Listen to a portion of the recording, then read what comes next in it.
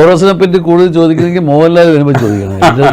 അല്ല, മോഹൻലാലിന്റെ പലതരത്തിലുള്ള ആക്ടിവിറ്റീസ് ഇപ്പോൾ നടനായിട്ടും പാട്ടുകാരനായിട്ടും ഈ പറയുന്ന പ്രൊഡ്യൂസറായിട്ടും ഒക്കെ കണ്ടിട്ടുണ്ട്. സംവിധായകനായിട്ട് ക്യാമറയെ ചലിപ്പിക്കുന്ന ആളായിട്ട് ആദ്യമായിട്ട് കാണുകയാണ്, ഏറ്റവും അടുത്ത് നിന്ന് തന്നെ കാണുകയാണ്, ഇല്ലെങ്കിൽ തന്നെ മോഹൻലാലിന്റെ കണ്ണാണെന്ന് പറയാം. ആ അനുഭവം എങ്ങനെയുണ്ട്? ഒരു പുതുമയുണ്ടോ അതിനകത്ത്? മോഹൻലാലും ഞാനും കൂടെ പണ്ടേ പടമൊക്കെ എടുത്തിട്ട് അങ്ങോട്ടും ഇങ്ങോട്ടും കമ്പീറ്റ് ചെയ്യും. ഈ പടം എങ്ങനെയുണ്ട്, ഈ പടം എങ്ങനെയുണ്ട്, കമ്പോസിഷൻ എങ്ങനെയുണ്ട്, ലൈറ്റിംഗ് എങ്ങനെയുണ്ട് എന്നൊക്കെ പറയും. സ്റ്റിൽസ്. അപ്പം അത് കഴിഞ്ഞിട്ട് ഇപ്പം പാൻഡമിക് സമയത്ത് അദ്ദേഹം വീട്ടിൽ വെറുതെ ഇരിക്കുന്നത് ഒരുപാട് പടം എടുത്ത് അയക്കും. അപ്പം ഞാൻ നോക്കിയപ്പം ഇദ്ദേഹത്തിന് ഒരു ഒറിജിനൽ തിങ്കിങ്ങാണ്, ഇതാരും ഇമിറ്റേറ്റ് ചെയ്യുന്നതല്ല, അദ്ദേഹത്തിനായിട്ട് വിഷ്വൽ. അപ്പം എനിക്കും അറിയാം ഇദ്ദേഹത്തിന് വിഷ്വൽ സെൻസ് ഭയങ്കരമാണെന്ന്. പിന്നെ അദ്ദേഹത്തിന് ഭയങ്കര ഇഷ്ടമാണ് പഴയ പെയിൻറ്റിങ്സും പിന്നെ സ്കൾപ്ചേഴ്സും എല്ലാം ഭയങ്കര ഇൻട്രസ്റ്റിംഗ്. അദ്ദേഹത്തിൻ്റെ വീട്ടിൽ പോയാൽ തന്നെ ഇതിൻ്റെയൊക്കെ ഒരു ഭയങ്കര ഒരു മ്യൂസിയം പോലെ. അപ്പോൾ നമുക്കറിയാം ഇദ്ദേഹത്തിന് അതിലൊക്കെ ഭയങ്കര ഇൻട്രസ്റ്റ് ഉണ്ടെന്നും. അപ്പം നമുക്കറിയാം ഇയാൾ ഡയറക്റ്റ് ചെയ്യാൻ നേരത്ത് നമ്മുടെ സൈഡൊക്കെ നല്ല ഇൻട്രസ്റ്റിംഗ് ആയിരിക്കും. അപ്പം ഇത് നമ്മൾ പിന്നെ സിനിമയിൽ വരാൻ നേരത്ത് ഇദ്ദേഹം ഭയങ്കരമായിട്ടുള്ള കോംപ്ലിക്കേറ്റഡ് ഷോട്ട്സ്, ഒന്നാമത് 3D ആണ്, അപ്പോൾ അതെല്ലാം പറയും. പക്ഷെ നമ്മളത് ഞാൻ ഇവരൊക്കെ ചെയ്തുകൊണ്ട് എനിക്ക് അങ്ങനെയൊക്കെ യൂസ്ഡ് ആണ്, അതുകൊണ്ട് നമ്മളത് എക്സിക്യൂട്ട് ചെയ്യും. പക്ഷെ ഞാൻ എപ്പോഴും വിചാരിക്കും അദ്ദേഹത്തിൻ്റെ വിഷനല്ലേ, അപ്പോൾ അത് നമുക്ക് എത്രമാത്രം സപ്പോർട്ട് ചെയ്യാമോ അത്രമാത്രം നല്ലത്.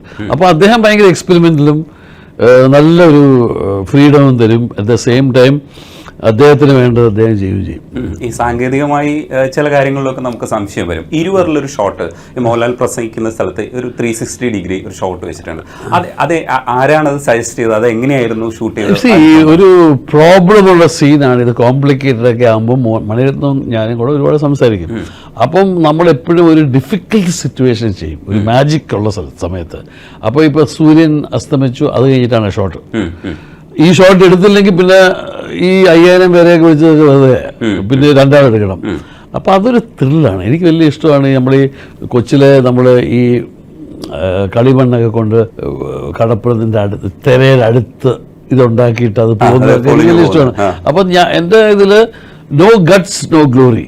അപ്പോൾ ഗട്ട്സ് എടുക്കണം, റിസ്ക് എടുക്കണം. റിസ്ക് എടുത്തില്ലെങ്കിൽ ഗ്ലോറി ഇല്ല. പിന്നെ ഈ ഫ്ലീറ്റിംഗ് ആയിട്ടുള്ള മൊമെൻ്റ് ഒക്കെ ഭയങ്കര ഇൻട്രസ്റ്റിംഗ് ആണ്. ഓഫ് കോഴ്സ് നമ്മൾ രണ്ടുമൂന്ന് റിഹേഴ്സ് ചെയ്ത്, അന്നത്തെ കാലത്തൊക്കെ മോണിറ്ററൊന്നും ഇല്ല. അപ്പം നമ്മൾ ഓക്കെ പറയണം. നമ്മൾ ഓക്കെ പറഞ്ഞിട്ട് അവസാനം പ്രഷർ കഴിഞ്ഞിട്ട് അല്ലെങ്കിൽ പ്രശ്നം ഉണ്ടെങ്കിൽ ഭയങ്കര പ്രശ്നമാണ്. അപ്പം ആ ഒരു രീതിയിലാണ് ഞാൻ മണിരത്നത്തിൻ്റെ കൂടെ ഒരുപാട് പടം വർക്ക് ചെയ്തത് ആക്ച്വലി.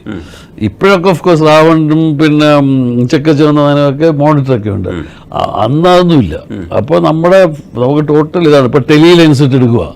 അപ്പോൾ നമ്മൾ ചോദിക്കും ആക്ടിങ് എങ്ങനെ ഉണ്ടായിരുന്നു, പക്ഷെ അവരാരും കണ്ടില്ല, നമ്മളെല്ലാം കണ്ടുള്ളൂ ടെലിയിൽ എങ്ങനെ ഉണ്ടായിരുന്നു എന്നൊക്കെ ചോദിക്കും. അപ്പം നമ്മൾ ഒരുപാട് ശ്രദ്ധിച്ചാണ് അന്ന് ചെയ്യുന്നത്. ഇപ്പോഴാണെങ്കിൽ അങ്ങനെയുള്ള ഇതൊന്നും വേണ്ട, ബിക്കോസ് മോഡൽ കണ്ട് എല്ലാവരും ഉണ്ട് ഇത് കാണാനും.